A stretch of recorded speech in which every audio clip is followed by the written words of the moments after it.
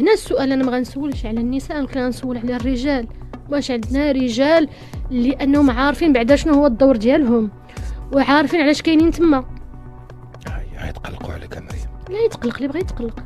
يا قلتي لي بدون لغه خشب بدون باش نزوق. لغه خشب. لا لا لا انا اصلا كتحيد. واش عندنا برلمانيين اللي جاو، انا ما كنعممش، راه دائما تنتكلم بدون تعميم. واش عندنا رجال برلمانيين اللي عارفين علاش جاو، عارفين شنو هو الدور ديالهم، واش جايين باش انهم يخدموا، انهم يترافعوا، باش انهم يشرعوا؟ هذا هو السؤال اللي خاصنا نطرحوه. ممكن تنسى وهذا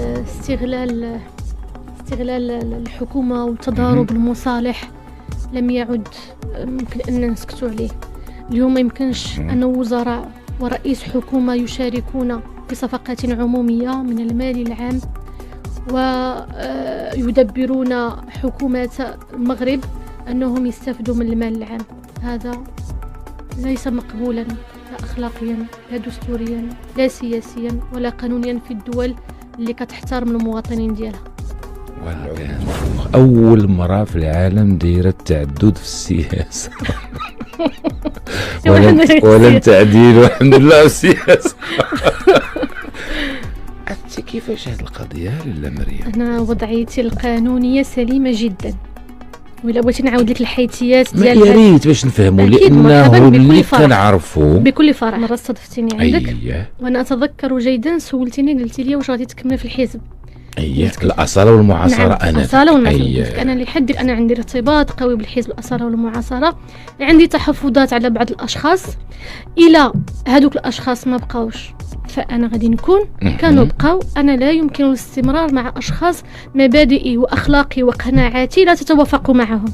هذا وين احتجيت ثم ترضي من نعم. شكون طردك، وطنيا ولا اقليميا؟ لا وطنيا. انا الطرد اللي عندي فيه سنه فيه السي عبد اللطيف وهبي اللي عطاك التزكيه، هو اللي عطاني الطرد لانني احتجيت. لم نتوافق.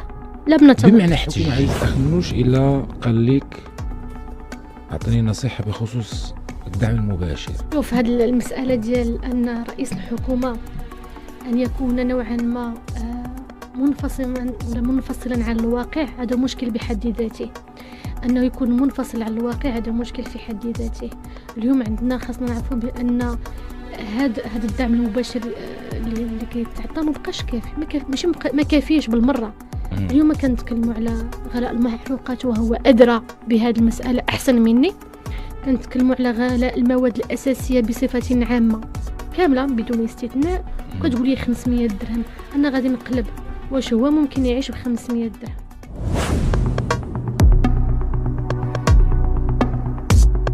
إذن على بركة الله في امتحان اليوم بدون لغة خشب وبدون مواد حافظة، وللمرة الثانية مريم وحسات. شكرا لأنك معنا اليوم بدون لغة خشب. شكرا سير رمضاني على الاستضافة. مرحبا بك. بارك الله فيك. ما جيتيش عندنا ميامة الصندوق ديال البرلمان الإفريقي 4 سنين هذا؟ نعم 4 سنين 2021. نشوف واش تبدلتي ولا باقا في صباطك. حنا نشوف. مازال فيك ديك الشراسة ولا بردات فيك النفس شوية؟ والشراسة كتجي من فاش كتكون عندك شي قضايا تؤمن بها ومقتنع بها، فتيكون رد الفعل مبني على القناعات ديالك. على حسب رد فعلنا هو تصريف ولا هو ترجمة لما نحسه. واخا لا مريم ماشي مشكل.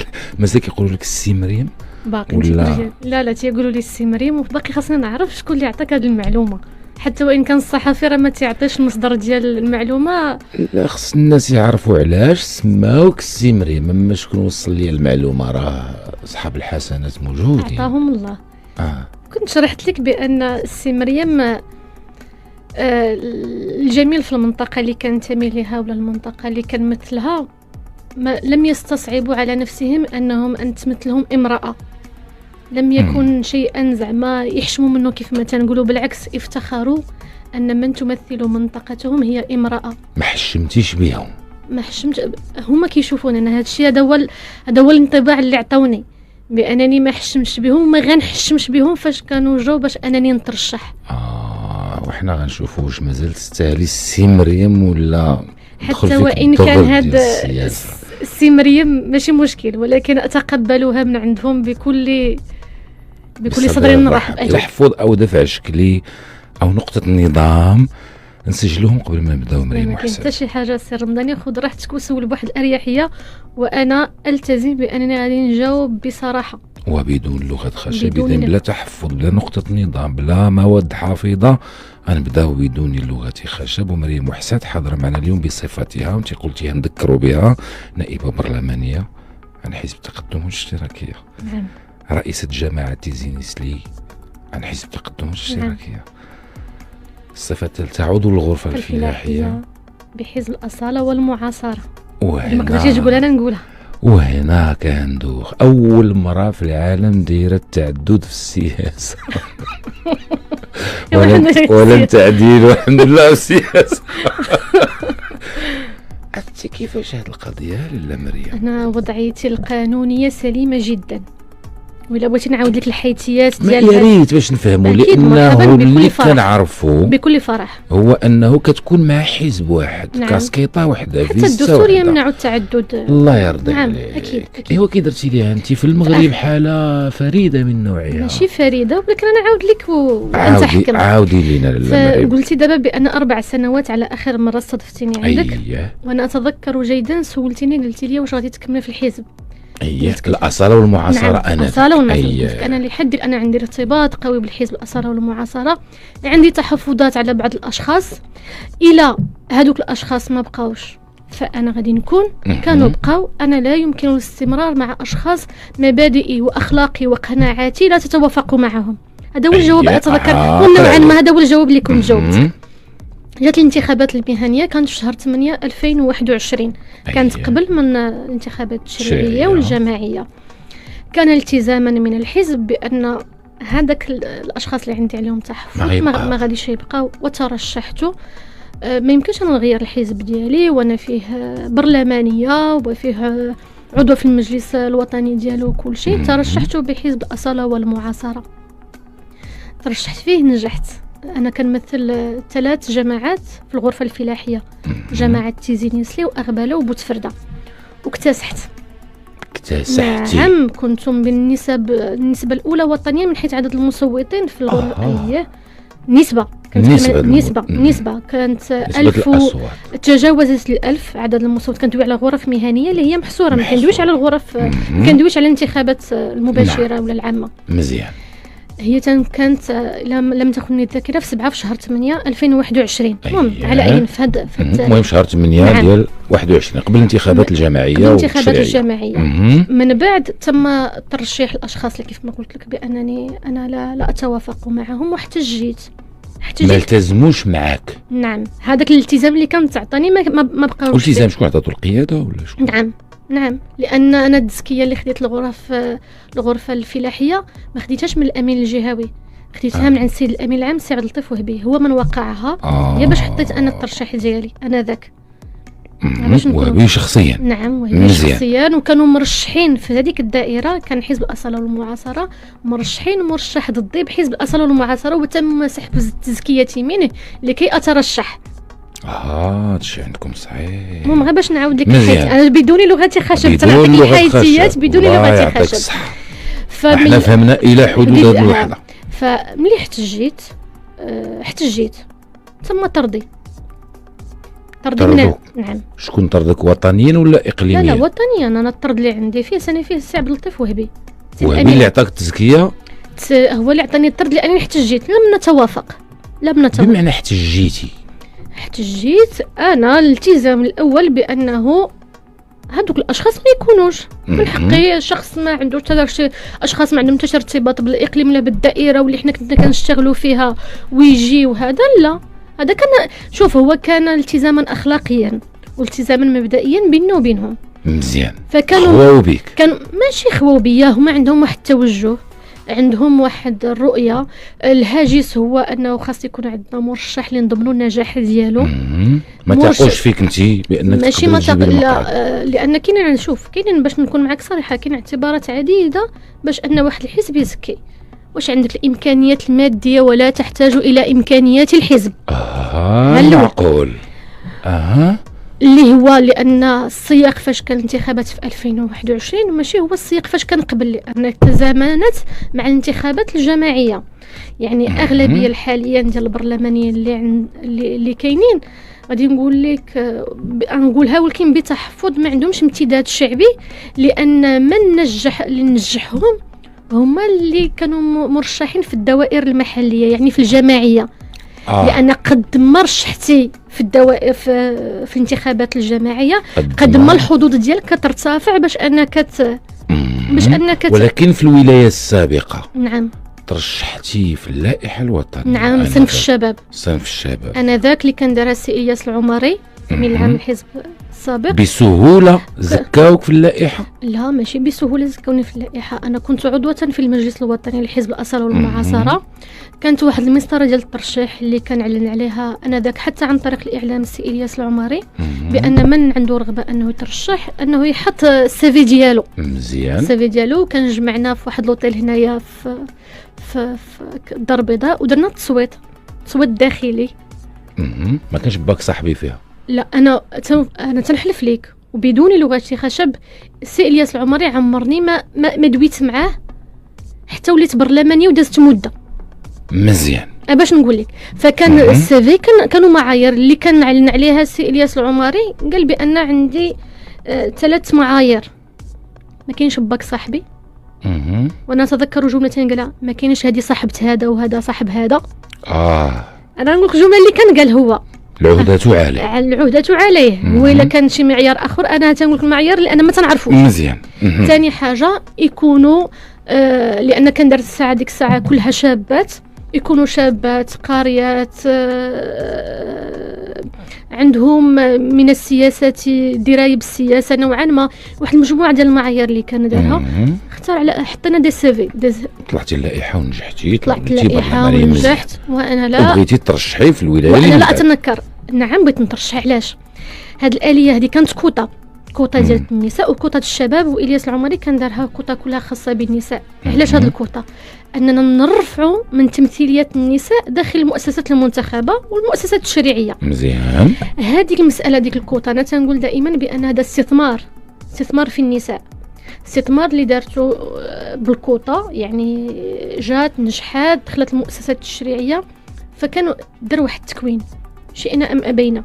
لان العمل السياسي هو بحد ذاته تكوين. العمل التشريعي وداخل القبه ماشي كي قريتي عليه في الكتب ماشي بحال مارستي. هذا استثمار دار في النساء. شنو هو الدور؟ هي نورمالمون تكون غير آلية مؤقتة إلى حين نأهلوا حتى تغيير العقليات، أن يولي عندنا واحد المجتمع متقبل لفكرة أن كاينة امرأة. لأن احنا كانت عقلية ذكورية أن تكون عندنا امرأة ممكن تقلد مناصب. ماشي يقولك غا كوزينتك وصافي. لا هو هذيك غا كوزينتك كوزينتو تا هو. راه لي ميور شاف في الموند راه هما رجال. معقوله. راه ماشي غير ولكن ما نقدروش عليكم نتوما واخا. فنورمالمون الاحزاب ما خاصش يضيعوا داك الاستثمار اللي داروا في النساء، خاصهم يرشحوه. انت واش حسيتي بانه كان تحفظ عليك ولا لانه كانوا الناس عندهم الاهليه اكثر منك؟ لا ماشي الاهليه. انا تنقول لك كيفاش الاهليه اكثر مني. زعما كيما قلتي ضامنين الدائره ضامنين. انا قلت لك شنو هما هذا. فهما ما التزموش واحتجيت بشده وعطاوني الطرد ديالي. ملي طردوك عندك ما يفيد انك مطرود. كانت عندي وثيقه اللي وضعتها. وثيقه ديال الطرد اللي وضعتها مع الملف ديال الترشيح ديالي في الانتخابات التشريعيه. اييه ما عنديش دابا كون قلت لك ماشي مشكل جبتها معايا نوريها لك. على اي تعطاني خديت طردني سيد الامين العام. وغادي نقول لك مشكوره انا ذاك رئيسه المجلس الوطني فاطمه الزهراء المنصوري، لان انا واخا هكاك حتى وين غيرت الحزب انا لا اتنكر لاي واحد زعما اسدى الي ولو خدمه بسيطه. كانت قالت للسيد الامين العام ما وصلني، ما تكلمتش معاها بشكل مباشر، قالت لي هاد السيده عندها طموح، هذا الطموح حنا ما نقدروش نحققوه ليها. نعطيوها الطرد تمشي تدبر راسها. بقى فيك الحال؟ لا ما بقاش فيا الحال. لا ابدا ما بقاش فيا. حسيتيش بانهم لا هي تنكروا ليك؟ لا ما تنكروا. هو نوعا ما هما ضاعوا فيا. الثقه في النفس اكيد، لان الثقة في النفس. لا ضاعوا، لان هذاك المعيار ديال اللي خداوه ما كانش صحيح.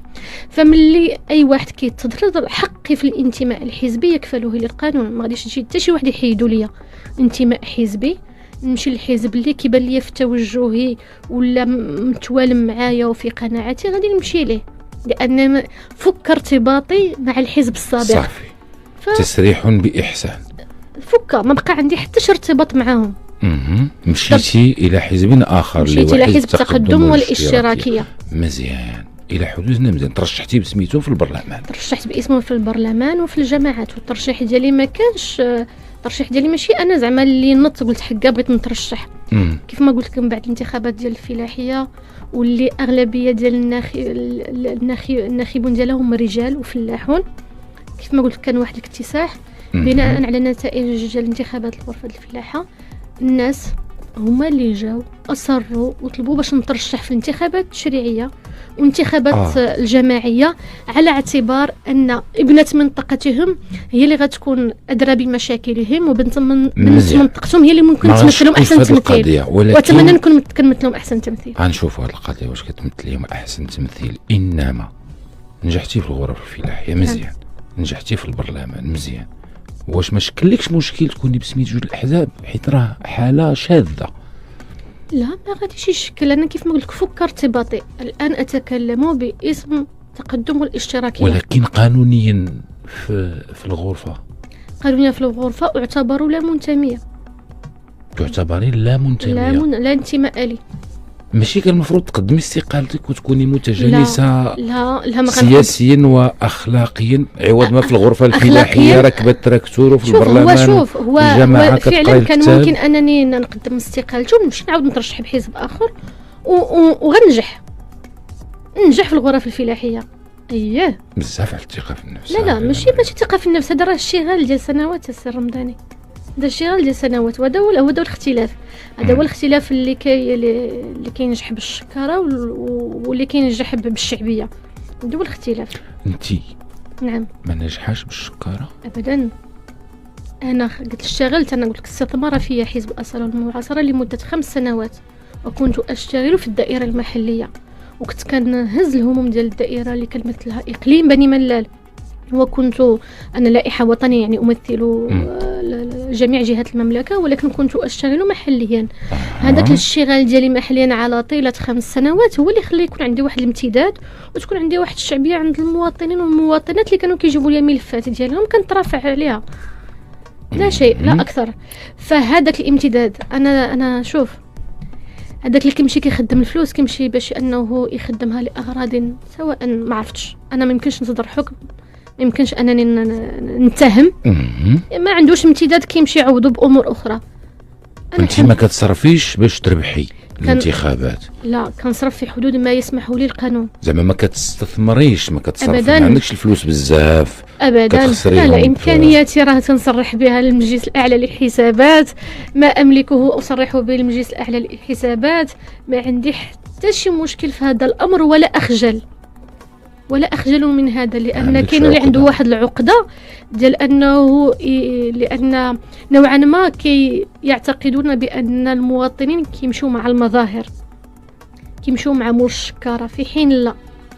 المواطن فهو ذكي، المواطن كيمشي مع اللي كيحس به بانه غادي يقدر يحمل الهم ديالو. وشويه لغه الخشب في هذا الشيء؟ لا ما اعتقدش بانني ما عطيت لغه الخشب، لان هذا الشيء اللي انا هذا الشيء باش كنحس، ما عرفتش انا الا بانت لك شي لغه خشب قول لي فين كاينه نوضحها. لا في هذه النقطه ديال ما نمشيش مع مول الشكاره، نمشي مع اللي يحس بيا وداك الشيء ديال الرومانسيه السياسيه. شحال قلت اجي نقول لك هاد زعما هاد الاصوات زعما شريناهم؟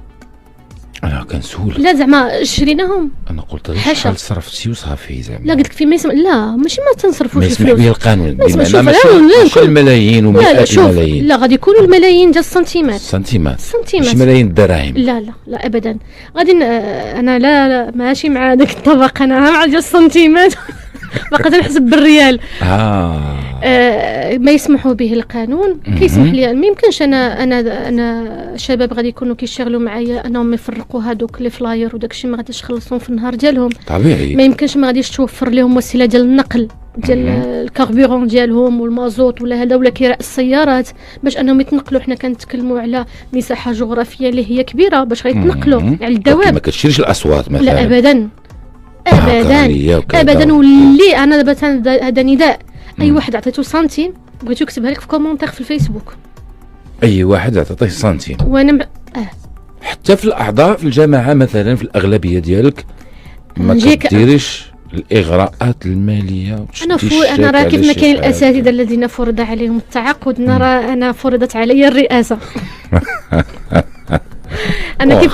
انا كيف ما قلت لك، انا في الانتخابات الجماعيه انا ترشحت في الدائره رقم 2 في جماعه تيزي نيسلي اللي فيها مقعدين، كيكون المقعد الرئيسي والمقعد الملحق. اييه احنا 2، انا هي الرئيسي ومعايا المقعد الملحق اللي هي واحد السيده اللي معايا حفيظه. هذه المساله هذه فجات الدائره 2، قلت لهم لا ما بغيتش نترشح. جاو اللجنه ديالهم جايين، كنسمعهم صلى عليك الرسول الله، توصلوا للدار ما عرفاش بهذا. واتمنى ما عرفتش الا كاين شي فيديو ولا شي حاجه نديرو نسير. انا شفت فيديو ديال داكشي فيه الفولكلور الدقيقيه وداكشي ملي نجحتي. ايوا اكيد حنا نعبروا على الفرح بالشطيح، نلعبوا حنا راه مغاربه كاينه، ما يمكنش كاينه اكيد. علاش ما نشطحوش؟ وفولكلور ديالنا افتخروا به، واحدوث ديالنا افتخروا به، وكندخل الاحدوث وكنشطح وتنفرح وما عنديش ما عنديش مشكل والو، ما عنديش هذه ثقافتنا، واش هويتنا نحشموا منها؟ لا ابدا. كاين اللي باغي يخلينا نحشموا منها ابدا. انا كل فخر بهذيك والفولكلور ديالنا الامازيغي وداك الاختلاط اللي تيكون كله اعتزوا به. الله يعطيك الصحه. فملي جاو قالوا لك اترشحي، لا جاو غترشحي قلت لهم لا. واتذكر واحد المرحوم راه توفى دابا، طلع من فوق واحد الحيطه ويقول لي شوف غنقول لك 2 كلمات، الا عجبك حال القبيله بحال هكا سيري حنا مسامحينك دنيا واخره، الا ما عجباتكش راه رمينا عليك العار ديال القبيله. العار ديال القبيله حنا كنعرفوا الرمزيه ديال العار. الله ودي حنا بعدا حنا عندنا العار شي حاجه اللي هي ثقيله. ما صافي ما لقيتش. ترشحتي حتى انا عائلتي كانت رافضه، الام ديالي رافضه، الاب ديالي رافض، عائلتي عمامي كلشي كان رافض. واذا به كندور كنلقاهم اول من يصفقون هما بهذاك الجمله اللي كان قال هذاك السيد. كان العار صافي العار. فترشحنا. فاش نقول لهم واخا غادي نترشحوا ونشوفوا نديروا واحد الاغلبيه ونشوفوا شي حد اخر هو يشتغل على المستوى المحلي. واش كنتي تقولي من خاطرك ولا غير؟ لا من خاطري، لا من خاطري، غير من باب الدلع السياسي. لا ماشي من باب الدلع السياسي، لان كنعرف ثقل هذه المسؤوليه. انا الاب ديالي راه كان رئيس جماعه من قبل، كان في 97 رئيس الجماعه لغايه 2002. كنعرف شنو عانى وشنو الجهد اللي كان كيبذل وكل شيء. وما عاودش ما اذا مشيتي للرئاسه. لا ما مشيتش الرئاسه. صدروا نتائج من بعد. اجتمعنا كاملين على اساس انه ما تكون عندنا لا اغلبيه لا معارضه، غادي نمشيو كاملين كاغلبيه مجلس متجانس وحتى واحد ما يغدر. هذا هو الاتفاق اللي كان. هذا ما يغدر حتى واحد ما يمشي يحاول يساوم شي حد ولا هذا ولا هذا. اجتمعنا كاملين، تنقول كاملين النهار تاع ديال النتائج في 5 الصباح. الله يا ربي. اجتمعنا قلنا غنمشيو دابا كل واحد يفرح مع عائلته مع ناسو، تدوز واحد اليومين ونجلسوا ونديروا المكتب ديالنا. كاين اللي خرج على هذاك التوافق، كاين اللي بقى فيه. ملي هذوك اللي بقاو فيه اجتمعنا، قالك اودي انت اللي غتكوني رئيسه. قلت لهم لا. قالك اودي الا بغيتي هذا الشيء يخسر هي ما تكونيش، بغيتي يكمل كوني، بغيتي يكمل وكنت واشترطت درت شروط اللي هي انا واخا مرحبا غادي انا التسيير المحلي سواء نعطيكم التفويضات سيروا محليا، انا المشاريع غادي نجيبها. هذا هو الاتفاق اللي كان. تكوني رئيسه عن بعد؟ ماشي عن بعد، لا غادي لا رئيسه لا يخاوي حتى القانون انني نغيب وانني ما نقومش بالمهام ديالي. وكتحضري؟ كنحضر. شوف حتى وان قلت هذا الجمله هذا الشرط لم التزم به انا الاولى. اصبحت اسير الشان شوف معايا اعضاء انا تنقولها ودائما تنقولها حتى في الدورات، ما كيتباعوا ما كيتشراو. اعضاء ابدا ما كيتباعوا ما كيتشراو، حتى اللي تجيك على البال. كانوا امنوا بفكره، امنوا بيا، وفتح لي جميع ظروف ديال الاشتغال الملائمه. هذه شوف هذه راها نادره، غادي نقول لك يمكن تجيك عجب ولكن هذه نادره. هادشي كله جاني عجب، جاك عجب ولكن هذه نادره يمكن في كاع الجماعات، في اغلبيه الجماعات باش ما نعممش. انهم اعضاء معايا عمرنا والداس الرمضاني ما جمعتهم نقول لهم عافاكم دوزوا شي نقطه ولا شي حاجه. حتى دابا عندي معارضه وما كدوز لي حتى شي نقطه بدون اجماع. جميع النقط اللي كندوز في الدور بالمعارضه ولكن كنوقعوا مشاكل واقيلا كنخرج شي عضو واقيلا ولا استقل. نعم كنستقل ولا ما عرفتش درتو ليه. لا ماشي نطردو استقاله. نائب ديالي كنستقل. واش ما قديتي حتى مع النائب ديالك لا مريم وانت قبيله كتقول لي العار ما العار؟ العار ديال القبيله ماشي ديال الاشخاص. العار فيه المسؤوليه، العار فيه المصلحه العامه ماشي المصلحه الشخصيه. السي رمضاني ما جايش باش نعاون شي حد يولي لاباس عليه ولا نعاون شي واحد بشي طرق هكا. لا، انا جايه عندي قانون. عندي قانون اللي كيأثر العمل ديالي. عندي قانون اللي هو قانون التنظيمي 113 14 ديال الجماعات الترابيه، هو اللي كيحدد الاختصاصات ديالي، هو اللي عاطيني شنو غادي ندير ما علي. انا اشتغل وفقا لديك الضوابط وفقا داك القانون. اللي باغي شي امتياز اخر ماشي عندي. زعما انت مريم وحسات كدير هادشي كامل نعم لله في سبيل الله. راه هذا هو صعيب دابا. للاسف الشديد طبعنا مع لا طبعنا مع يا مولا رابحه للاسف الشديد. ولا عندنا اي واحد كيدير شي حاجه فهو كيديرها على ود شي حاجه. ما بقيناش كنديروا شي حاجه فقط لاننا بغينا الخير لبلادنا. الا درتي شي حاجه راه عندك شي حاجه منها، عندك شي مكسب كيف ما كان. وهذا خطا، واخا. ولكن ناويه ترشحي عاوتاني تكملي في السياسه ولا عييتي؟ هو من ناحيه عييت ولكن الكلام على الانتخابات الجايه هو سابق لاوانه. غادي نعاود نقولها لكم، غاديش تعجبك السر. هو هاد الناس اللي كانوا هزوا داك المره الا بان لهم بانهم راضين على الاداء ديالي وعاجبهم الحال وارتاحوا اني نعاود نترشح، غادي نفكر في الامر ونقدر نعاود نترشح. دابا مريم وحسات كتبغي تقول لنا بانها وجودها في السياسه وفي الانتخابات على ديال الخاطر للناس ماشي رغبه ديالها. زعما ما ساكنكش الاهميه والموقع والمهمه. لا هذيك درت خاطر للناس للجماعه في الاول. درتها في الاول لان كيف ما قلت لك كانت واحد المسؤوليه رميت على عاتقي. درت الخاطر، ولكن من بعد انا قلت لك انا ما كنتقلدش شي مسؤوليه فقط باش ناخذ داك لو تيتر راني برلمانيه راني رئيسه. انا راه فاش كناخذ شي مسؤوليه يا تنقد بها يا كنعطيها اتساع صافي. ما عنديش شوف انا ما عنديش المنطقه الرماديه يا بيضاء يا كحله. ماشي مسكونه بالمهام الانتخابيه. دابا كائنه انتخابيه رجعتي وقيله. لا كائنه انتخابيه شويه قاصحه السر رمضاني. كائنه انتخابيه تنقولوا على هذوك اللي كيجي الانتخابات كيصوتوا على الناس تيمشي تيغبر حتى الانتخابات الجايه ويقولوا متاع. انت ما كتقوليش الدع. انا قلت لك انا نشوف انا الحب والعار. دابا انا نرجع شوف المداخلات ديالي في البرلمان، شوف واش انا غائبه على الدائره المحليه، شوف واش انا غائبه في البرلمان. عاد ديك الساعه قول لي ودي راه كائنه انتخابيه ولا ماشي كائنه انتخابيه. نسول بطريقه اخرى. نعم. ونقول مريم وحسات واش تتعامل مع جميع الناس ديال الدائره ديالها بنفس المنطق ولا كدير المحاباه؟ الوشايه اللي عندي مريم وحسات تفيد نعم بانك كتستغلي موقعك ومنصبك في الجماعة باش تضمني الولاء الانتخابي. اللي ما معاكش ما يستافدش، اللي معاك يستافد. فاش هادشي؟ والله زاديتوها باطلة. هذه وشاية، أكديها ولا نفيها؟ عاود لي الجملة. الوشاية والواشي يفيد. الواشي يفيد ويقول بأن مريم وحسات كتستغل صلاحيتها في الجماعة باش تضمن الولاء الانتخابي. شنو هما الصلاحيات اللي غادي نضمن اللي غادي نستغلهم باش انت رئيسة الجامعة. انا رئيسة الجامعة تعطي ترخيص بكذا وتعطي ترخيص بكذا وتعطي ترخيص بالماء صافي فهمت فين غادي. شوف كيف ما قلت لك انا اشتغل وفق القوانين اللي كتكون مؤثره فيما يخص التراخيص ديال الدوله ديال ما هنالك لجنه مشتركه. راه ماشي غير انا بوحدة اللي فيها.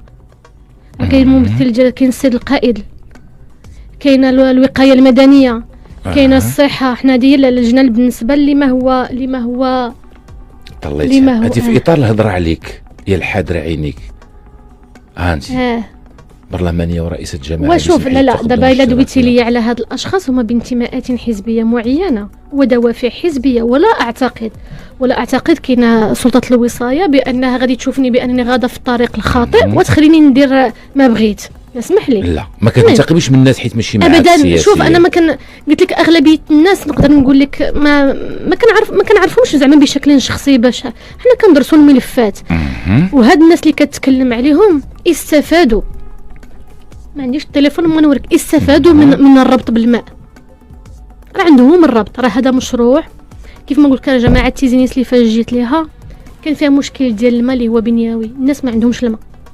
والنوبه كانت كدار مره في السيمانه باش تجي ساعه ولا ساعتين، وكاين دي سيكتور اللي ما كانش كاع كيجيهم الماء. حنا هذيك الجريمه ديال الماء اللي كانت تنفرقوها بالعدل والتساوي على جميع سكان تيزينيسلي. جبنا المشروع ديال الماء ومشكور السيد الوالي والسيد رئيس الجهه، واعاده تهيئ شبكه الماء الصالح للشرب على مستوى جماعه تيزينيسلي. وكذلك درنا لي ريزيرفوار، مجموعه ديال الامور باش اننا نوفروا هذه الماده الحيويه للناس. كاينين معايير، هذا راه ربط اجتماعي. هو ربط اجتماعي كافلوا ليه الحق، ماشي انا اللي عطيه ليه. ربط اجتماعي، مواطن ساكن غيستافد بحالو كيف كان معايا ضدي، انا ما عنديش هذا الاشكال وما مطروحش عندي. كيف ما قلت لك هنالك لجنه، حنا دايرين المعايير، دارت اللجنه اللي دارت المعايير، ولست انا حامله للمشروع باش نقول. المهم ماشي كتستعمل لي هذا الشيء. لا ضروري ناكد لك واحد المساله، بانني لست حامله للمشروع، ماشي انا اللي ملونسيا المارشي. الجهه اللي ملونسيا واحد الشق، وليندياش برئاسه السيد الولي اللي ملونسيا واحد الشق.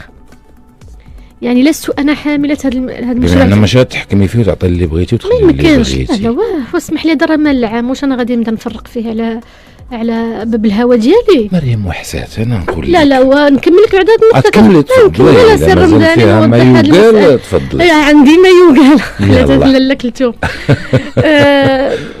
قلت لك بانه خداو الرابطه ديالهم. هنا فين كاين الاشكال، انهم عندهم الرابطه ديالهم ولكن كيغوتوا.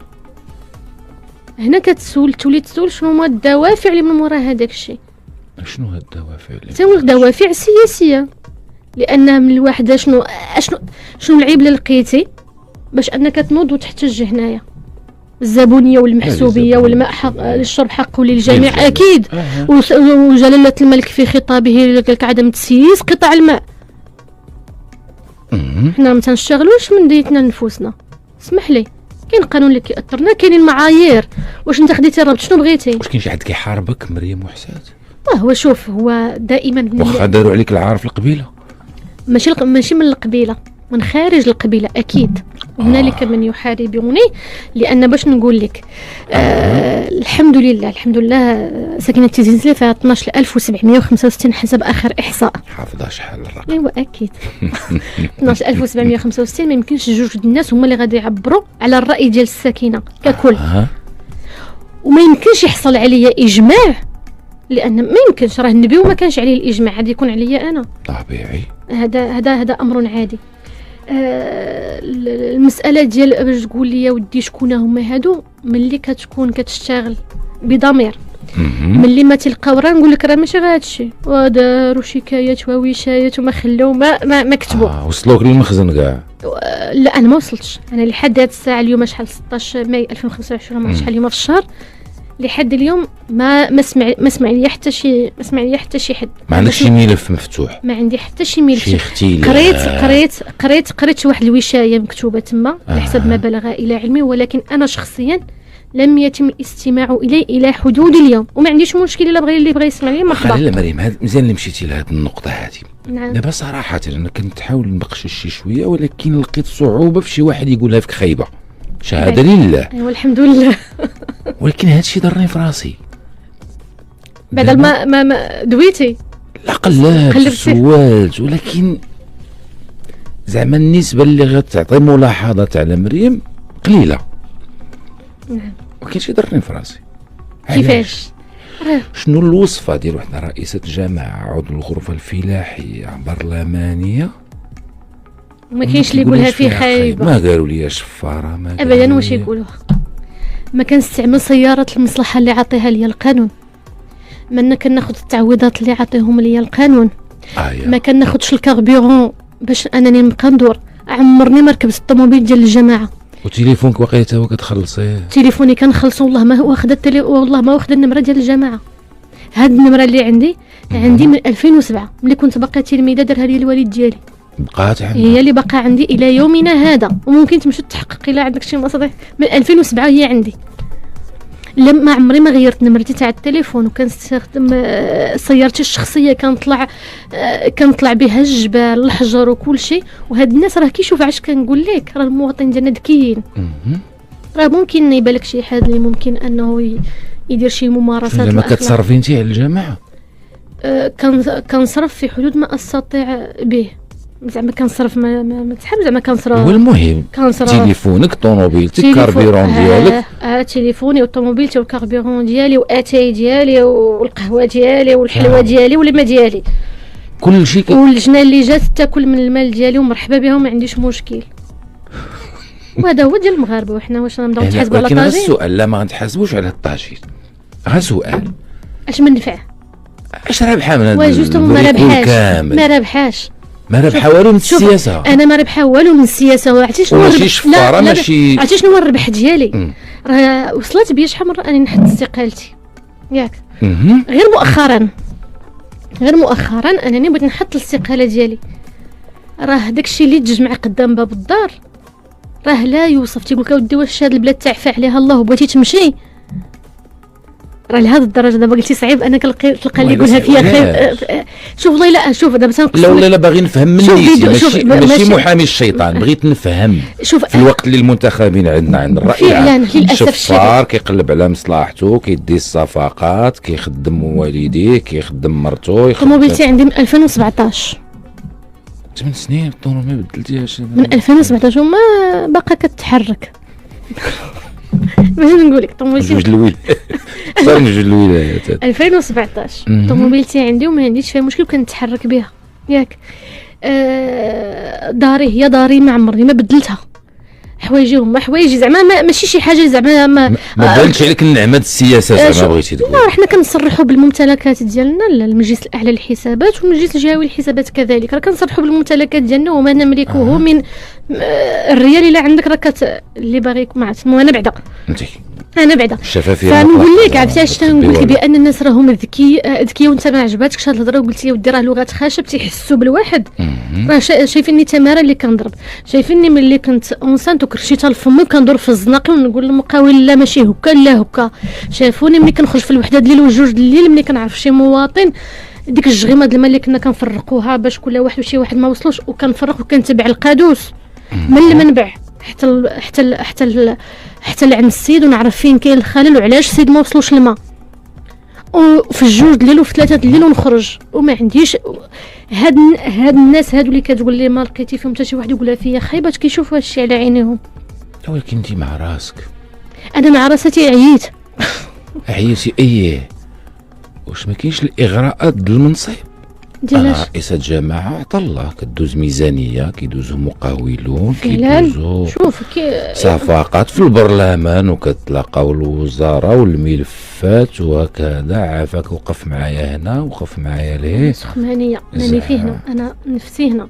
أنا ما نطلب على مصلحة شخصية ما والو، ولكن المصلحة العامة كنتبعها، نجيبها من فم السبع، تقاتلي. العيب والعار إلا شي وزير ولا شي دا كان في المعارضه دابا، ولا شي وزير ولا شي مسؤول يقول لك هاد السيده طلبتني على شي مصلحه شخصيه، هي كتطلبي الوزاره على المصلحه العامه، جيب لي طبيب، مدرسه، طريق، الماء، شي اتفاقيه، شي اييه. وهادشي علاش مجورين مالنا، ماشي تنطلبهم بالقانون زعما بالاتفاقيات وكل شيء. قلت لك اودي السي رمضاني لا صراحه لا صعيب اليوم للاسف الشديد. المنتخب ديما عنده ديك الاتيكات ديال الخوان، عنده الاتيكات ديال الخوان. اي واحد مشى للمهام الانتخابيه ولا السياسيه فهو عنده راه كيشفر وهذا، ولكن اللي كتكون معاهم كيشوفوك وكوتيديان كيبان لهم كيعرفوا يفرقوا. علاش كنقول كرموا عليا العار؟ لان اللي قبل شافوا شنو كان ممكن انهم يديروا ما داروش. انا ماشي تنقول لك خونوا ابدا، حاشا واش نقولها، ولكن لم يجتهدوا. هنا كاين الفرق بين المسؤول المجتهد والمسؤول الكسول.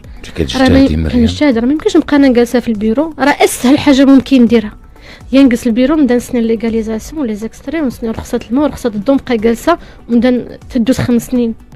هي اسهل حاجه ممكن انا نديرها، ولكن لا. واش اللي كيحركك مريم؟ الغيره.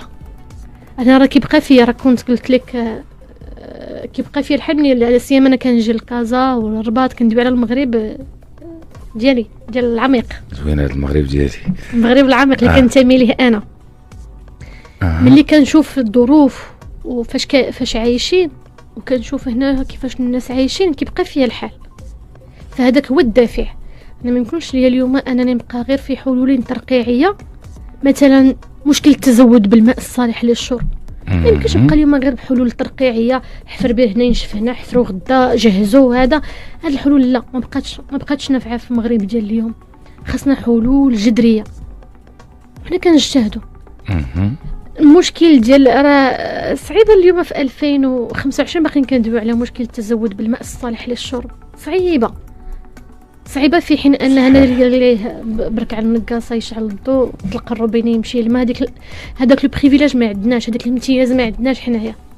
حنا كنطلقوا الروبيني ولكن بالوقت وبالنهار. وانا كرئيسه جماعه ملي كنمشي لتيزينيس لي كنعيط على الموظف المسؤول، تنقول لي امتى عندي النوبه د الماء، خصوصا انت فلاحه. انا فلاحه وكندوي كنعد دابا على الماء الصالح للشرب. ولكن انت فلاحه، ومادام هضرنا على البرلمان وكتقول لي ما كنستافدش، زعما ما كتهجيش شي دوسي ديالك وتقلبي على شي حاجه تلاقي الوزير ولا شي رئيس مصلحه؟ ابدا. قولي لي شي حاجه. اخر همي بغيت والله الا شوف بغيت نقول لك شي حاجه، ولكن دابا فاش كتسولني ابدا عمرني ما طاحت في بالي نطلب على شي حاجه اللي هي شخصيه. انا راه الام ديالي راه كتسال شي تعويضات فاش كانت كتخدم، ديما كتقولها لي، ما عمرني ما سولتها فيهم. هذا مسكينه، ما عمرني ما سولت. الراجل غير برا منك، ما عمري ما سولت. والحمد لله انعم عليا بزوج سياسي، لقاتني السياسه داك الشيء. واخا هو في الاغلبيه دابا كيدافع عن الحكومه، ماشي في البرلمان. هو المهم في الاغلبيه في الحزب، ماشي في البرلمان. هو هذا التوجه ديالو. هذا التوجه ديالو صعيب الواحد انه يفهم، ولكن التوجه ديالو اختيار ديالو. داخلنا عليك بالله. قول لي دابا انت في تقدم واشتراك. نعم. هو في التجمع الوطني للبحر. كنا بجوجنا في البام. كنتو بجوجكم في البام، مقدمين بجوجنا في الغرفه الفلاحيه للبام. راه هو ناجح في الغرفه الفلاحيه بالبام، هو في دائرته وانا في دائرتي. لا حول ولا قوه الا بالله. وملي كتجلسوا هذاك اختيار. وانا عرفت اختيار. وكان كيفاش كتفاهموا الكوب الموزع شي حمامه شي كتاب. راه عطى الله الكوبلات في البرلمان وفي الجماعات. بالكم هذا الكوبل ديالنا عطى الله الكوبلات. ولكن اللي الجميل في الامر هو انني كامراه درت التحدي، قلت ليه لا احتاج الى دعمك، سير ترشح باش ما بغيتي. انا غنترشح باش ما بغيتي. تحديتي راجلك؟ وراه قلت لك داك النهار تطلقنا سياسيا.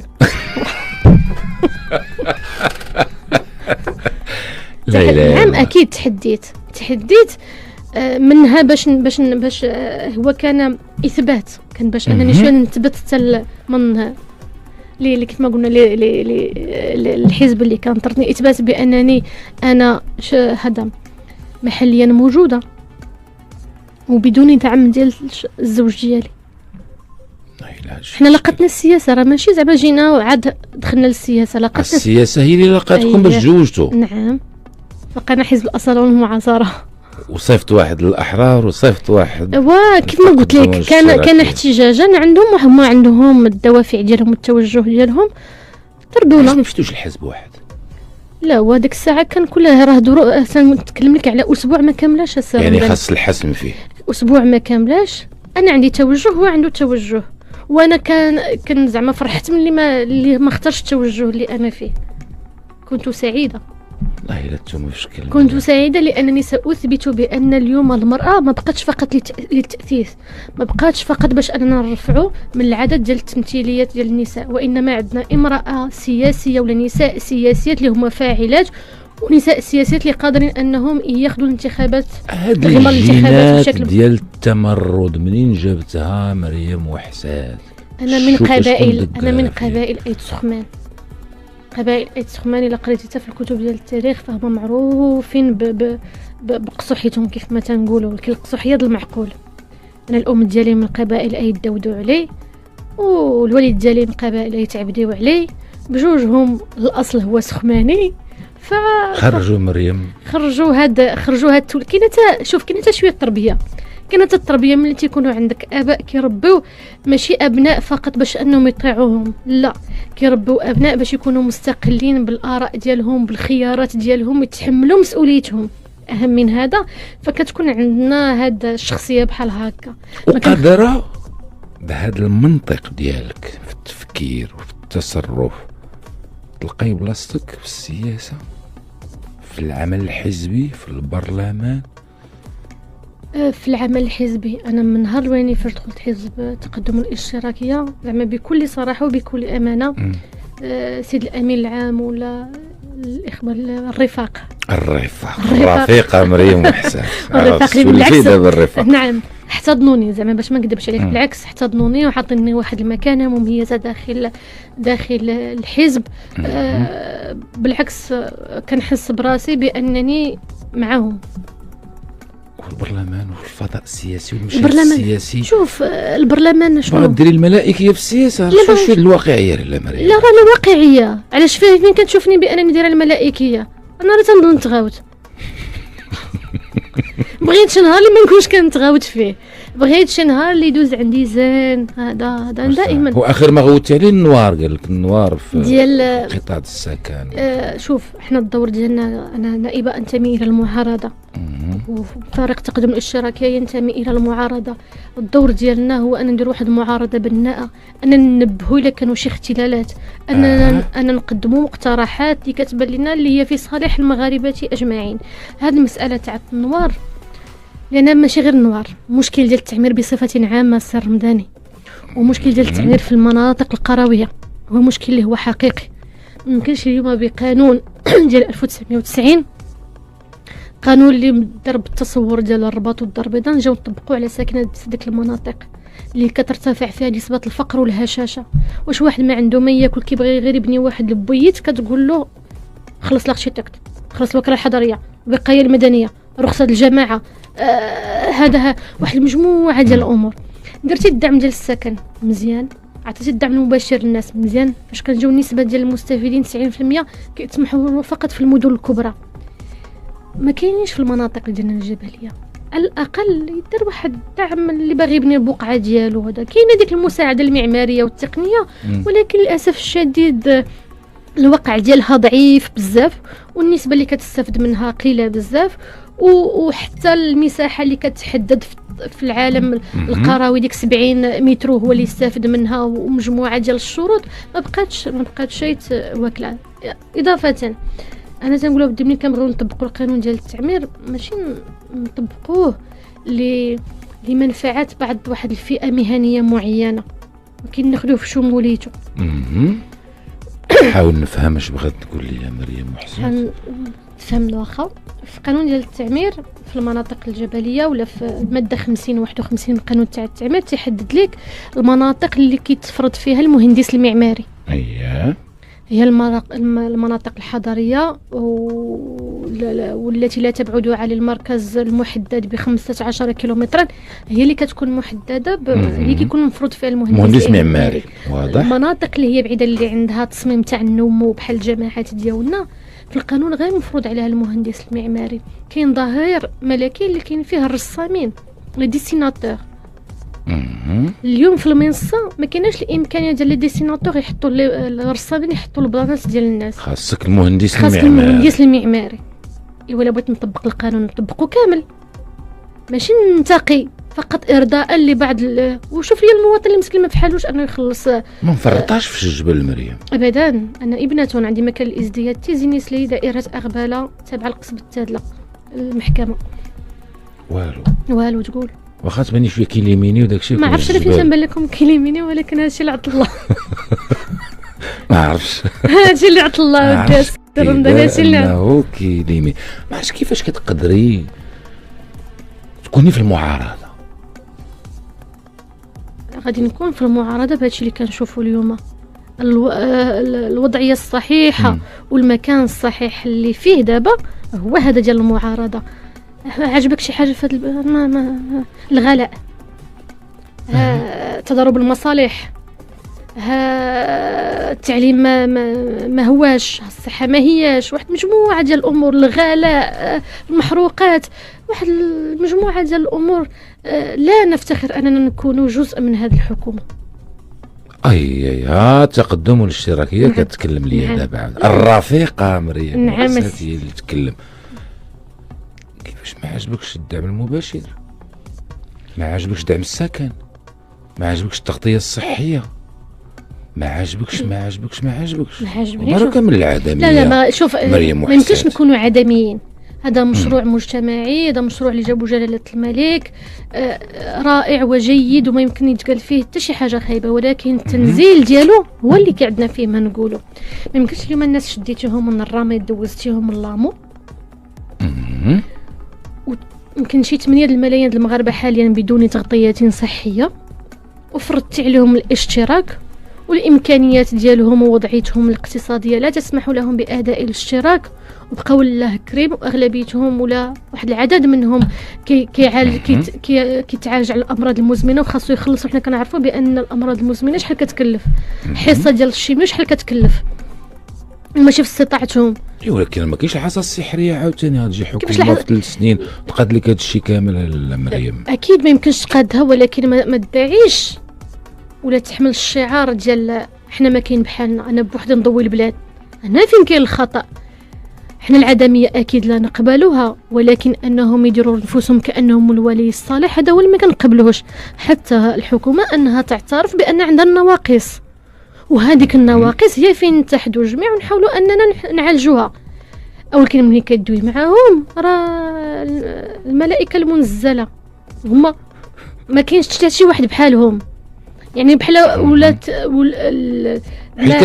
ما يتم تسويقهم كتبخسوا لهم العمل ديالهم. لا هذا هو الدور ديالنا كمعارضه، ننبهوا النواقص. ملي كنقول لها ودي راك طلعتي لي المؤشر وحيدتي ليه الدعم، فين هو التبخيس من هذا؟ ملي تنقول لها راه 8 مليون ما عندوش التغطيات الصحيه، فين هو التبخيس في هذا الشيء كامل؟ ملي تنقول ليه راه عندنا حالات اجتماعيه ما عندهاش في طاقتها انها تخلص الاشتراك، واليوم نسبه ديال الاشتراك يلاه وصل 36%، فين هو التبخيس في هذا الشيء كامل؟ ملي كذلك تنجي تنقول لها ودي راه عندنا ناس اليوم اللي كتعالج على امراض مزمنه وما عندهاش. ما يمكنش اليوم واحد بوحده في الفرد تيقول لها حيت انت بوحدك عندك المؤشر فايت 10 ما عندكش الدعم وما خاصك تخلص الاشتراك ديال لامو حيت بوحده، وحيت بوحده هو اللي خاصك تخلص عليه. وخصنا نعترفوا بانه الدعم المباشر حاجه مزيانه. لا الدعم المباشر مزيان، غير كيف ما قلت لك التنزيل اللي ماشي مزيان. انا ماشي نقول لك ما مزيانش، مزيان وخاصو يتزاد فيه كاع، خاصو يتزاد اكيد خاصو يتزاد فيه. اليوم كنتكلموا على 500 درهم السر رمضاني في هاد الظروف ديال الغلاء، هل هي كافيه؟ هي واحد المصدر العمش ولا العمى كيف ما هو احنا تنطمحوا الى الاحسن. الا كان هاد الطموح ديالنا الاحسن والاقتراحات ديالنا اللي التجويد هي اللي كتسمى باننا كنقصوا من العمل ديال الحكومه، اعتذر، فهادو قاصرين سياسيا ما عندهمش المفهوم ديال المعارضه وما فاهمينهاش، وهذا هو المشكل. انا تكون عندنا نخب سياسيه واللي يكون عندنا حكومه ما فاهمينش الدور ديال المعارضه.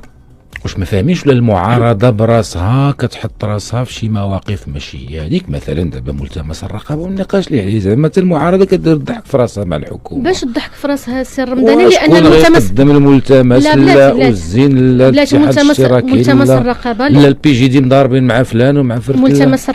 ملتمس الرقابه وقع عليه الاجماع من طرف 4 المكونات ديال المعارضه اللي هما 3 ديال الفروق ومجموعه نيابيه. اليوم هما في اطار مسائل تدبيريه يقدموا ديك المذكره ومن سيقدمه وما الى ذلك. هاد الامور حنا هاد المساله ديال ملتمس الرقابه قول لي علاش جات؟ باش تقول لي باش طيحات المعارضه راسها في وضع ماشي هو. علاش؟ غياب النقاش المؤسساتي. اليوم اغلبيه شحال من الوزير ما كيجيش للبرلمان، رئيس الحكومه كيجي بمعدل 2 مرات في الدوره، في حين انه خاصو يجي 4 المرات في الدوره. قول لي بانه التعتيم الاعلامي كذلك. شكون اللي كيعتم على المعارضه؟ انا جايك الهضره التعتيم. احنا كنا قدمنا واحد السؤال هكا فريق التقدم الاشتراكية اللي فيه بأنه الإعلام أصبح يطغى عليه تقديم المنجزات بين قوسين ديال الحكومة في تغييب تام لما يقوم به الأحزاب الأخرى والمعارضة. هنا هذا إشكال حقيقي. ملي ما كنكونوا مؤسساتيا ما كنحتضنوش النقاش العمومي كيوقع واحد الخلل. اليوم البرلمان اللي ولا متهم بأنه فقط غرفة للتسجيل، عندكم الفار وحنا عندنا غرفة غرفة كاين اللي كيسمي السيرك، يا ريت تبقى غرفة فعلا للأسف الشديد التبخيس ديال المؤسسات هو اللي ما بقيناش قابلينه. أين هو العيب؟ ملي أنا كمعارضة كنستغل واحد الآلية دستورية يسمح لي بها الدستور والنظام الداخلي، كنستغلها كتقول حقا والواد راه تبخيس. راه التبخيس هو انك ما تقبلش اننا نقوم بادوارنا الرقابيه وادوارنا المنحه لنا الدستور. هنا فين كاين الخطا. ديروا ادواركم راه تحدنا. وهذه المساله ديال الملتمس الرقابه الملتمس تاع الرقابه واللي حنا عندنا فيه الخمس يعني العدد ديالنا رحنا عندنا باش اننا نحطوا ملتمس الرقابه. عندكم النصاب، عندنا النصاب، ولكن غادي يفتح واحد المجال ولا واحد الحيز لجميع راه مكونه اغلبيه ومعارضه وحكومه ان للنقاش. وديك الساعه نشوفوا يعني غرضكم ما تطيحوش الحكومه، غرضكم غير شوف راه باش تطيح الحكومه هو خاصنا الاغلبيه المطلقه، النصف زائد واحد. حنا الاغلبيه المطلقه ما عندناش، ولكن علاش فاش في الستينات والتسعينات فاش داش طيحوا الحكومه راه ما طيحوهاش، ولكن كان نقاش. هذاك النقاش هو اللي كنحتاجوه، هو اللي محتاجينه اليوم. النقاش لا سيما حنا كنتكلموا على معارضه بعدد شويه، بعدد قليل يعني حتى في الاسئله ولا حتى في المداخلات داخل المداخلات اللي كنديروا في المشاريع القوانين كتكون المده الزمنيه اللي كتكون غدا بالتمثيل النسبي كتكون ضعيفه، ما كيعطيناش واحد الحيز زمني باش اننا نناقشوا جميع المواضيع. هذه فرصه اننا نناقشوا، ستذاع على في القنوات وغادي تكون في داخل مؤسسات البرلمان ويتفتح فيها واحد النقاش. لماذا نخاف من المواجهة؟ يخافون عفوا من المواجهة الحكومة هذه. نعم، هذاك التهرب. درنا ها ملتمس رقابة، درنا لجنة تقصي الحقائق، تم الالتفاف على ديال استيراد الأغنام، تم الالتفاف عليها وداروا لجنة ديال مهمة استطلاعية. هل الأغلبية ولا غير؟ لا ماشي الأغلبية، يعني ملي كدير مهمة استطلاعية يعني حتى في الخرجات الإعلامية ديال الوزراء مختلف الوزراء يقرون ويعترفون بأن هنالك خلل. نحن لا كنتهموا حتى شي جهة معينة بأنها راها استغلت المال العام ولا راه صرفت المال العام ولا ما إلى ذلك. لا، هذه اللجنه ديال التقصي اودي لك انت بحد ذلك تعترف بعظمه لسانك بان هنالك مشكل، انضم لهذه المبادره وتكون لجنه ديال التقصي الحقائق وديك الساعه غادي يبان. خلاها السبيتات قالت تيخربقوا ونشوفوا ديك الساعه شكون اللي تيخربق، واش حنا اللي كنخربق ولا هما اللي كيخربقوا. راه هذا الخوف من المواجهه هو ما نعيب عليهم. الا كنت انت اللي كاين شويه الحساسيه خصوصا نتوما مع التقدم والاشتراكيه ولا احرار، كاين الحساسيه. ما كايناش هو حساسيه انت وراجلك كاين الحساسيات فيناتكم زعما. لا الحساسيه كاينه. لا هذه غادي نقول لك ما يمكنش نكونوا عدميين اكيد، وما اعتقد باننا نقوم بمعارضه بناءه اخلاقيه اللي غاده مع الاخلاق ديالنا حنا كاشخاص اللي كنتميو لهذا الفريق وكحزب. راه انا ما عرفتش انا ملي غادي نجي نقول لك اودي راه نفتحوا تحقيقيه واش كاين خلل، واش كاين اختلاس، واش كاين المضاربين. ايوا اجا سيدي نجلسوا طابله راه نديروا واحد اللجنه ونشوفوا شكون راه نقلبوا. راه ما يمكنش انا نبقاو حنا دائما لا حقا عندك الرئيس يتقلق. ما يمكنش راه ما يمكنش نبداو خدامين باللهايه والسكاته. ما يمكنش نبقاو خدامين باللهايه والسكاته. صافي تجاوزنا هذا الامر، هذا ارضاء الخواطر صافي تجاوزناه. اليوم خاصنا ندوزوا للفعل، والفعل هو ملتمس الرقابه اللي غادي يخلق فيه نقاش، وهذا هو اللي مهم، هذا هو الجميل فيه. متاكده غيتفاهموا صافي تقادوا الامور؟ لا هي مسائل تدبيريه اكيد غادي تفهموا على الاسباب ديال الاسباب اللي ما تفهموش كل غيقدم باقيين كيتفاهموا. فين هو الاشكال؟ المشكل ديال المعارضه لا ماشي مشكل ديال اليوم. فين هو المشكل الاغلبيه اللي عندهم ميثاق الاغلبيه وما التزموش به. اما حنا معارضه ما عندنا حتى شي ميثاق، حنا كل حزب جاي من قنت. وصافي بتوجه معين. وجمعتكم الحكومه، واخيرا الحكومه جمعات دارت واحد الانجاز اللي هو جمعت المعارضه بعدا. عندنا تنسيقيه ننسق كمعارضه، ننسق بيناتنا في بعض القوانين، ماشي في كل شيء، باش انه يكون واحد التصويت موحد. ولكن هذا ما كيعنيش بانه كيفرض علينا، لان كل حزب كيبقى في الاخر التوجه ديالو ورؤيته لبعض القوانين. مريم محسن، قبيله تكلمتي ليا على الدعم ديال المواشي، الاستيراد. نعم. هادشي فكرني بالقطيع. انت دابا بنت الجبل. نعم. القطيع لاباس عليه. القطيع للاسف الشديد، والفلاحه عموما. الفلاحه عموما والقطيع مع توالي سنوات الجفاف. كاين واحد الاشكال، كاين اشكال كبير، لا سيما ان ما بقاوش المراحل الجماعيه، ما بقاوش الناس، لان الفلاح عندنا في المغرب ولا الكساب بصفه عامه ينقسموا الى اثنين. كاين الكساب اللي هما دوك الرحال اللي كيهزوا بهايمهم يبقاو يدوروا فيهم بالمراعي، وكاين الكساب اللي كيكون عنده الكوري. اييه، الكساب اللي تيكون عنده الكوري راه تيعلف، كيشري العلف ويعطيه. بالنسبه ديال الرحال، الغطاء النباتي كان ناقص، اندثر، ماشي تناقص. يعني حتى باش نقولوا ان اعاده احياء القطيع الوطني كان خاصو يداروا فيه اجراءات مواكبه لهذا الكساب المحلي ولا الكساب الوطني ديالنا. عندنا مراحل جماعيه لم يتم تاهيلها، نأهلوا المراعي الجماعيه بعدا، نأهلوها، يعني نوفروا داك الغطاء، يتم الزرع ديالها، دار فيها الفصاج، الشعير عطا الله ما يدار، باش انه نوفروا واحد المجال ترابي فين يدار الرعي. غتذبحي في العيد؟ لا اكيد لا. انا امتثل بالقرار السليم لجلاله الملك بإلغاء شعيرات عيد الاضحى، انا اول من سامتثل له. عندك راه كاين اللي باغي يعيد مخبي ولا شي هذوك جلاله الملك في بلاغ ديال الديوان: اهيب بالمغاربه باش انهم يذبحوا.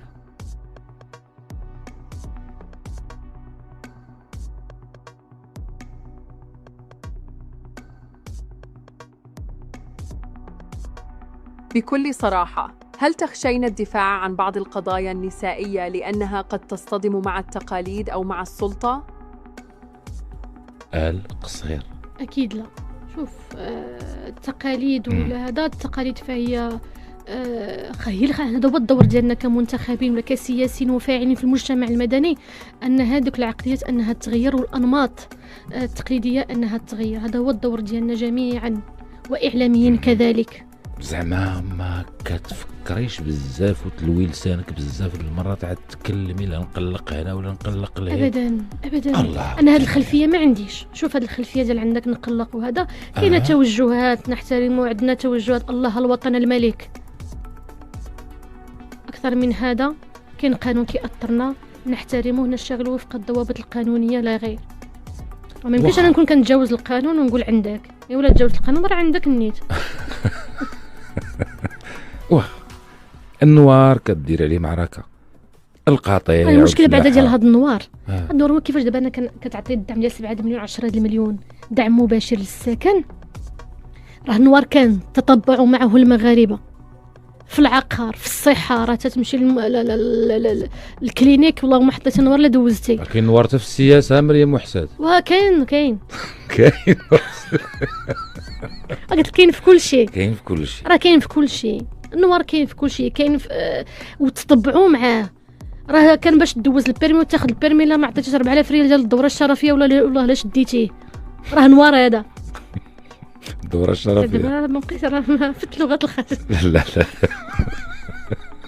داكشي كان ماشي مشكل. كان راه قلت لك كان فعل مطلق. ولكن واخا النوار فهمناها، الفلاحه فهمناها، السياسه فهمناها، الحكومه وتسقط الملتمس الرقابه فهمناها، ولكن كتوصلي للقضايا ديال المراه كتغبري يا مريم محسن. لا ابدا. مدونة الأسرة أنا ما عمري سمعتك كتهضر مريم محسن. مدونة الأسرة ننتظروا الآن المبادرات التشريعية، كنتظروا السي عبد اللطيف وهبي أنه يجيب لنا المدونة باش أننا نقدموا فيها، غادي ندوي فيها في إطار مهامي كبرلمانية، كأنني مشرعة كيف ما تنقولوا. مشرعة، نعم أكيد. وأنا لا أتكلم بتحفظ، لو كنت كنتحفظ راه كيف ما قلت لك لن أترشح في الانتخابات. راه أول حاجة كنديروها هي أننا كنكسروا العقلية الذكورية اللي كان ديال كوزينتك اللي قلتي لي في الأول. راه هذه بحد ذاته راه إنجاز. اي ولكن أنا أكثر واحدة مناصرة لقضايا المرأة، وأدافع على المرأة، وأدافع على تمثيلية النساء، وكان دافع على حق المرأة في حضانة أولادها، وكان دافع على حق المرأة باش أنها تكون المسؤولة القانونية على الأولاد ديالها، ماشي حيت مطلقة يبقى بات الدري بدا يجرجر فيها باش تصايب ليه باسبور ولا ورقة ولا لاكارت ناسيونال، ولا باش أنه يغادر تراب ديال الوطن. أنا ديال المرأة إلا مات الزوج ديالها وعندها غير البنات يتم طردها من المنزل ديالها، عيب وعار. كيجي واحد ولد عما عمره ما شافته كاع فين جاو عينيه، ويجيو ياخذ لها الحق ديال كيتسلف الارث. الشيء اللي قلتي مزيان، هو نفس الهضره اللي كيقول عبد اللطيف وهبي.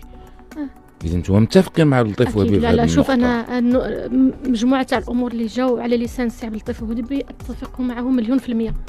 ولكن ما يثير الانتباه مريم وحساد انه ملي اشتدت المعركه في هذا الموضوع ديال المدونه، الجناح المحافظ انتصر عليكم في ديك اللحظه في المعركه. فين هذا الشيء؟ في الشارع، في الرأي العام، في النقاش فين العمومي في فين ترجمتي السوشيال هذا في ميديا. الشارع؟ فين ترجمي؟ انا كنت كنشوف غير لي كاريكاتور اللي خارجين، شي حاجه اخرى ما شفتهاش. شنو هذا اللي انتصر في التيار المحافظ؟ المعركه ديال المدونه، المعركه غادي نشوفوا شكون اللي غادي ينتصر، مني غادي تجي ويدوز للتصويت ديك الساعه غادي نشوفوا شكون اللي غادي ينتصر. لا ولكن بقينا كيخلعوكم شويه مريم وحساد. ابدا شوف، هذه المساله ديال استعمال الدين في السياسه اصبح المغاربه صافي عقوا به وفطنوا به، ولاو عارفين بان ولات واحد الاليه التي تستغل فقط باش ان تحرك العواطف ولا هذا ديال المواطنين، وهذا سياسيا هذا الامر تم تجاوزه لله الحمد. تم تجاوز. مسحتي السما بلي قال لا مريم، وانا مازال كنعقل نقاش اللي كان ماشي فقط سياسيين، ناس رجال دين وغير رجال دين اللي كيقول لك المغرب بهذه الصيغه المدونه لا ما مقبولش بانه باغي نطبعوا مع كذا ونطبعوا مع كذا ونطبعوا مع كذا. انا لست عالمه في الدين، ولكن اللي كنعرف بان الدين ديالنا الاسلامي لائق لكل مكان وزمان. التفسير اللي كان دار ما قبل اليوم خاص تفسير جديد. ما قبل كورونا حكومة 2016 قبل كورونا.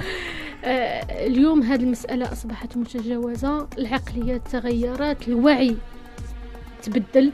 الحمد لله اليوم كاين مواقع التواصل الاجتماعي اللي ولا حتى الانترنت، وسائل التطور التكنولوجي حلات العينين ديال بزاف ديال الناس على مجموعه تاع الامور. لاكسي لانفورماسيون يعني الوصول للمعلومه اصبح سهلا، الشروحات اصبحت متاحه، يعني ما غاديش نبداو نحتاجوا شي واحد اللي ليس عالما في الدين انه يجي يفتي علينا، لا نحتاج لهذا النوع من الناس. وكان السياسي تكون عنده الجرأة وفي هذه المحطات بحال هكا يدير مسؤوليته، يخرج ويتواجه مع الرأي العام ويتفاعل ويترافع. اكيد من النساء دابا شوف دابا كاينه غير توصيات، مازال ما عندناش القانون باش اننا نناقشوه. ملي تكون عندنا مدونة الأسرة ديك الساعة عاد غادي تفتح النقاش الحقيقي. الآن عندنا غير خطوط عريضة، علاش غادي نناقشوا هذه الخطوط العريضة؟ راها تعطات، ولكن عندما نجي مدونة الأسرة سننخرط في هذا المسار الجديد. دابا مشغولين بحكومة المونديال مريم وحساد. جرت العادة هو أنه تيكون الانتخابات سابقة لأوانها ولا حملة سابقة لأوانها قانونيا لا يعاقب عليها، ولكن جرت العادة ما كنحسوا بديك التسخينات تبقى واحد 4 شهور 6 شهور. العجيب هاد الحكومة عامين قبل بدات، عامين قبل حكومة المونديال، وهذا بلاص ما أنه ينكبوا على تنزيل البرنامج الحكومي ديالهم خارجين ببلاغات شكون من سيقود حكومة المونديال. أو نزلوا لنا بعد هادشي اللي جبتو عاد نشوفوا شكون اللي غادي يسوق.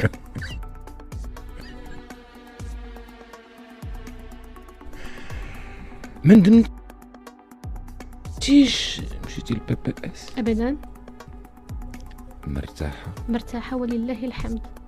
انا قلت لست كائنا انتخابيا، والو لست كائنا انتخابيا. الكائن الانتخابي هو اللي كل مره كيغبر الانتخابات الجايه تلقاه خارج لك بشي لون وشي رمز جديد. انا لا ابدا، انا قلت لك انا طردت من الحزب ومشيت الحزب اللي فيه كنلقى فيه راسي. على ذكر النساء نمشي نمشي لسين وجيم. تكلمتي قبيل على التمكين ولا اللائحة. النساء في البرلمان داروا خدمتهم؟ حاليا هذا هو قلت لك أنه ما يكونوش عندنا نساء فقط للتأثيث. ولكن هذه المسألة أنا عندي فيها واحد التحفظ سي رمضاني، هو علاش دائما كتسمحوا لنفوسكم، شكون حنا انتوما الله يسمح لي انتوما انتوما هذاك اللي من وراك هذاك انتوما تسمحوا بتقييم فقط أداء النساء وما كتقيموش أداء الرجال، وهذا مشكل. علاش اليوم ما كتقولوش هل الرجال قاموا بأدوارهم البرلمانية؟ علاش ديما كنتجهوا بأسبوع للنساء؟ علاش هذا الحق عطيتوه وعطاه حتى ماشي غير صحفيين، كل شيء مواطنين فقط كنديروا تقييم لعمل النساء والرجال لا. انا غادي نعكس لك السؤال السي رمضان، هذا الرجال اللي عندنا واش قايمين بدورهم؟ واش بان لك مريم وحسات؟ انا غادي نقول لك بان هذا النظام الانتخابي بعد ديال 2021 افرز لنا نواب برلمانيين بدون امتداد شعبي.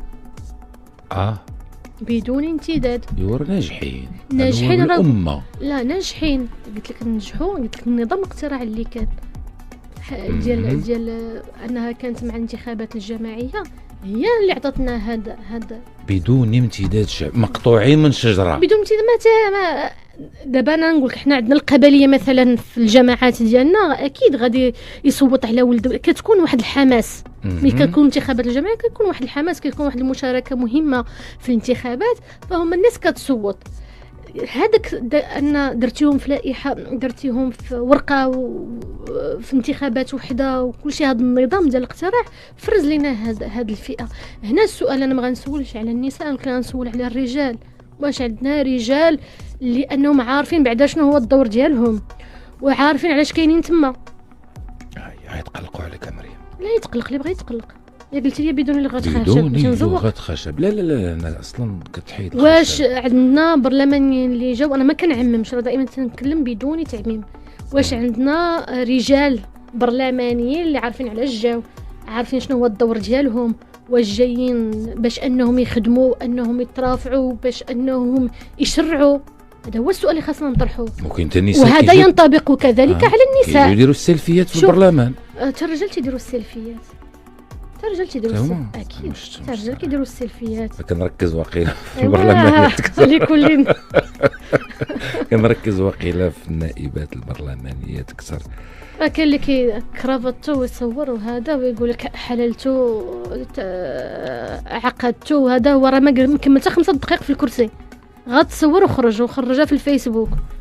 لا مشكل دابا ما بقاوش نثيقوا فيكم لا مريم. ماشي تثيقوا فينا، زعما تندوي معاك انا راه تنجلس في الكرسي، تنجلس حتى كنسالي. كديري خدمتك، ماشي من الناس اللي كيغيبوا، راه كاين مشكل ديال الغياب كثير. كاين مشكل، شوف هو كاين المشكل تاع الغياب اكيد. انا كنغيب الا كان عندي التزام محلي، لانني كيف ما قلت لك انا رئيسه جماعه، وهذا تلزمنا الامر مع دوره ولا مع واحد الاجتماع اللي تيكون في الولايه ولا شي امور اللي كتحتم عليا انني نغيب.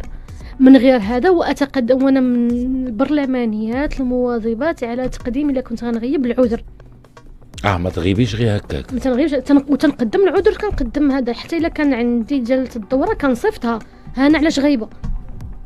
ما كنغيبش بدون زعما ما تنغيبش بدون يجي. لا ما عنديش هذيك، ما مسوقاش. لا ابدا دوزي غتصوري مع وزير وتمشي في حالك. ما كنتصورش معاهم، ما تنتصورش معاهم، والله ما تنتصور معاهم. ما عنديش شي تصويره زعما مع شي واحد ولا شي وحده ولا شي وزير ولا وزيره وتصور ولا جي نتصوروا. سي مريم نيت. لا ما كاينش. لا ما مجورينش حنا لتما. هما المؤسسات التنفيذيه والتشريعيه انا نبقى نتصور مع اين هو دوري في المعارضه؟ كنكسرت هذاك الحاجز. وقيلا النيفو هبط شويه عاوتاني. فاش كنشوف انا حتى انا راه باقا شابه، في عمري 35 سنه، جيت للبرلمان كانت عندي 26 سنه. كنشوف متتبعه. اكيد ما يمكنناش نناقشوا النقاش ديال كبار السياسيين تبارك الله اللي هما مدرسه بهذا ديال اليوم. اكيد وعلى كل حال مريم وحسات سينواجيم نبيل بن عبد الله اللي هو الامين العام لحزب التقدم والاشتراكيه. كتخيلي التقدم والاشتراكيه بدون نبيل بن عبد الله في الامانه العامه؟ حاليا انا ما كيبان لي حتى شي وجه، مع كامل احتراماتي للرفاق والرفيقات، انه يقدر شي حد انه يقود حزب التقدم والاشتراكيه. أنا بالنسبة لي من يستطيع أن يتحمل هذه المسؤولية هو السي نبيل بن عبد الله الرفيق الأمين العام نبيل بن عبد الله. انت قاموس الرفيق نبيل بن عبد الله. فاطمة الزهراء المنصوري اللي هي المنسقة القيادة الجماعية ديال حزب الأصالة والمعاصرة كتبت عليها جون أفريك بأنها ممكن تكون رئيسة حكومة ديال 2026، وهي صرحت بذلك أثناء لقاء بأنهم هم من سيقودون حكومة حكومة المونديال.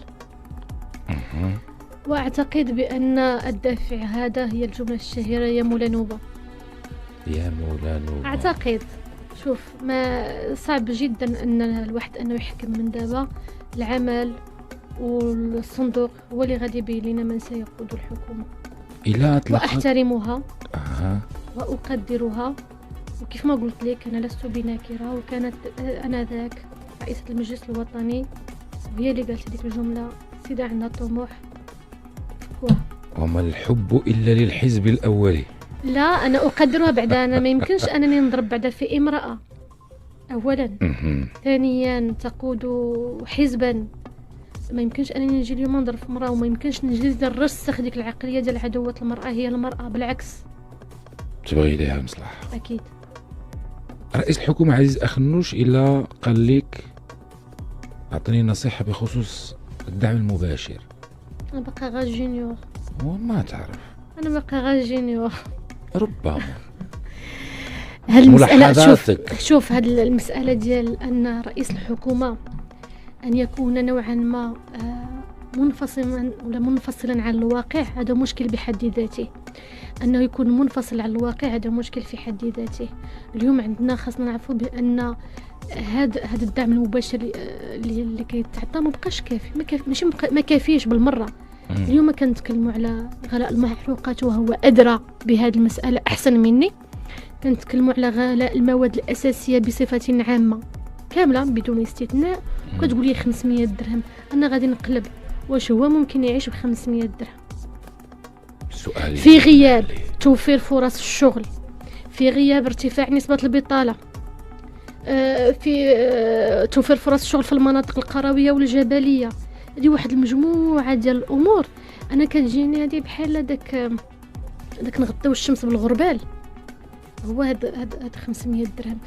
أتذكر في قبل الانتخابات كان خرج السي الطلبي العالمي وقال بأنه إلا ما عطيناش للناس 2000 درهم يضربونا بالحجر.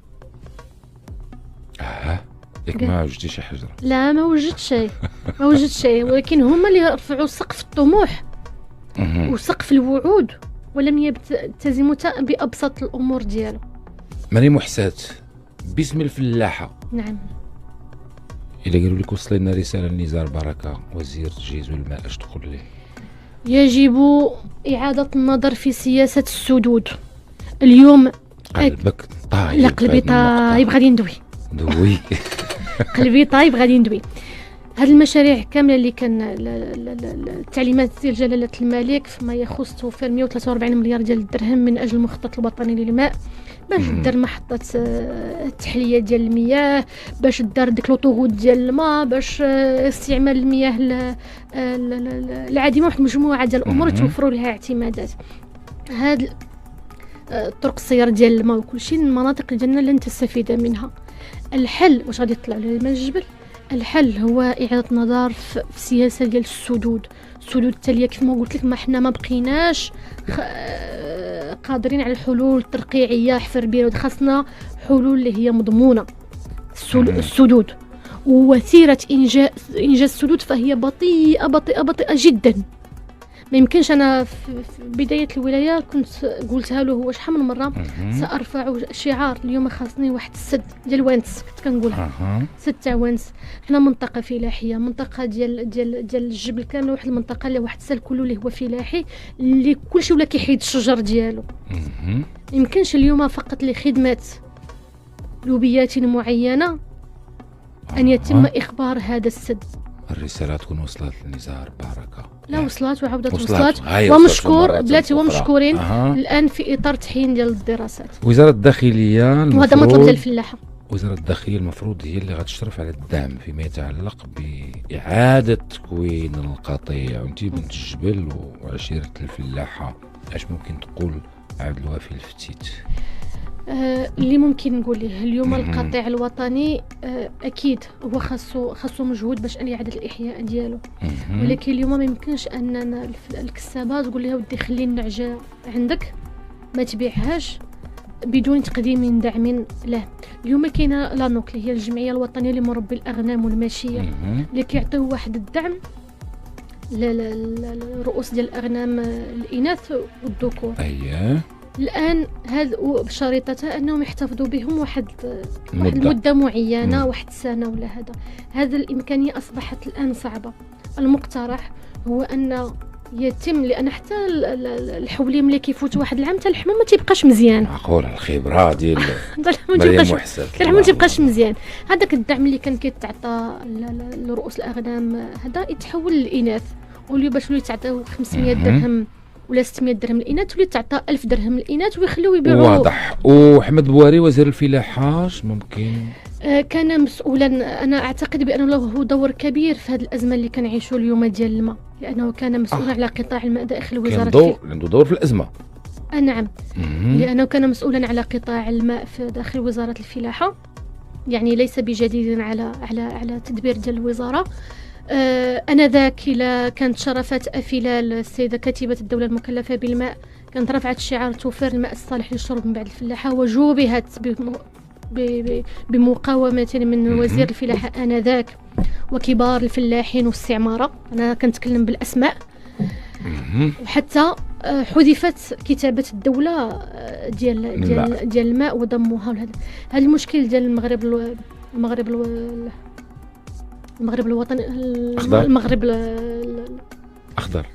المغرب الوطني للاحرار اخضر عفوا يعني كان احنا المغرب حتى في الخطاب ديال جلاله الملك وحتى التقارير كيبين بان المغرب جا في واحد الرقعه جغرافيه مهدده بجفاف بنيوي، يعني وانتم تدبرون هذا القطاع كنتم عارفين باننا مهددون بهذا الجفاف. كيفاش الملايير ديال الدراهم اللي تخسرات ولم تفطنوا ولم تبادروا الى انكم ما تبقاوش تعتمدوا بان الوزاره تعتمد فقط على الماء ديال الشتاء. سيد ربي بوحدو اللي يعطينا الماء وبالنسبه السدود في حين انه كانت مقترحات انها ديال نيت هاد لوطوروت ديال الماء ديال محطات ديال التحليه ديال مياه البحر، واحد المجموعه ديال الامور. واضح. مريم محسات عبد اللطيف وهبي داير معارك فيما يتعلق بالمدونه والقانون الجنائي، كتلقي نفسك قريبه ليه بعيده عليه؟ انا كنشوف بان المعركه دايرها اكثر داخل اعلاميا اكثر ما هو مؤسساتيا. في انتظار بالنسبه للمدونه ديال الاسره، في انتظار العرض ديالها. بالنسبه للمسطره الجنائيه تم توقيفها الى حين صدور المدونه ديال الاسره، في انتظار هذا. احنا غادي نشوفوا واش الكلام الذي يقوله هو ما نزل في المواد اللي غادي تكون وعليه. فاطمه وحسات لو كانت مريم وحسات لو كنتي مكانه فاطمه خير النائبه البرلمانيه الزميله ديالك اللي تعرضت لهجوم كبير، كيفاش كنتي غتصرفي؟ انا اقدرها واحترمها كممثله هذا بالدرجه الاولى. ثانيا انا كنشوف مداخلتها داخل البرلمان هي مداخلات رائعه. انا ماشي حيت هي فقط من الاغلبيه غادي نضرب فيها، بالعكس، ولن اجسد مره اخرى بان عدوه المراه هي المراه ابدا.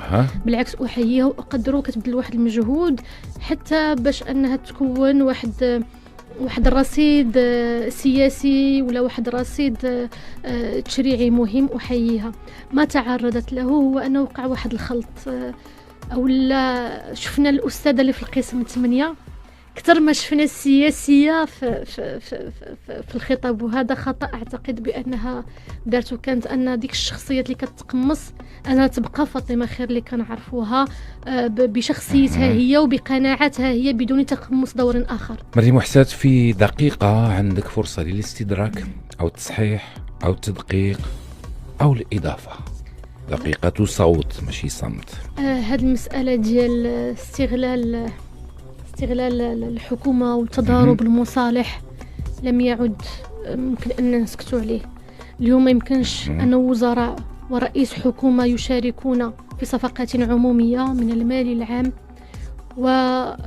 ويدبرون حكومات المغرب أنهم يستفدوا من المال العام. هذا ليس مقبولا، لا أخلاقيا لا دستوريا لا سياسيا ولا قانونيا في الدول اللي كتحترم المواطنين ديالها. والعهدة عليك مريم أكيد. وحسات، شكرا أكيد. لأنك كنت معنا اليوم شكرا. بدون لغة خشب، والحكم للمستمعين شكراً والمشاهدين.